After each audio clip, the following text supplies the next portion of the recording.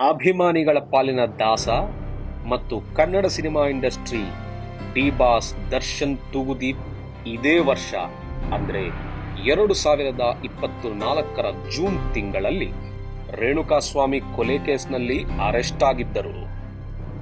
ಈ ಸುದ್ದಿ ಕೇಳಿ ಇಡೀ ದೇಶವೇ ಒಂದು ಕ್ಷಣ ಬೆಚ್ಚಿ ಬಿದ್ದಿತ್ತು. ಅಲ್ಲದೆ ದರ್ಶನ್ ತೂಗುದೀಪ್ ಅವರ ಪ್ರಕರಣ ಇಡೀ ಭಾರತದಲ್ಲಿ ಸದ್ದು ಮಾಡಿತ್ತು. ಹೀಗಿದ್ದಾಗ ಡಿ ಬಾಸ್ ದರ್ಶನ್ ತೂಗುದೀಪ್ ಅವರ ಕೋಟಿ ಕೋಟಿ ಅಭಿಮಾನಿಗಳು ತಮ್ಮ ನೆಚ್ಚಿನ ನಟ ಎಲ್ಲ ಕಂಟಕ ಎದುರಿಸಿ ಪಾರಾಗಿ ಹೊರಗೆ ಬರಲಿ ಅಂತ ಪ್ರಾರ್ಥನೆ ಮಾಡುತ್ತಿದ್ದರು. ಡಿ ಬಾಸ್ ಅವರ ಕೋಟಿ ಕೋಟಿ ಅಭಿಮಾನಿಗಳ ಪ್ರಾರ್ಥನೆ ಇದೀಗ ಫಲಿಸಿದೆ ಅಂತ ಕಾಣುತ್ತೆ. ಯಾಕಂದರೆ ಡಿ ಬಾಸ್ ಜೊತೆಗೆ ರೇಣುಕಾಸ್ವಾಮಿ ಕೊಲೆ ಕೇಸ್ನಲ್ಲಿ ಜೈಲಿಗೆ ಹೋಗಿದ್ದ ಎಲ್ಲ ಆರೋಪಿಗಳಿಗೂ ಈಗ ಬೇಲ್ ಅಂದ್ರೆ ಜಾಮೀನು ಮಂಜೂರಾಗಿದೆ. ಮಾನ್ಯ ಕರ್ನಾಟಕ ಹೈಕೋರ್ಟ್ ಇದೀಗ ಜಾಮೀನು ಮಂಜೂರು ಮಾಡಿ ಆದೇಶ ನೀಡಿದೆ.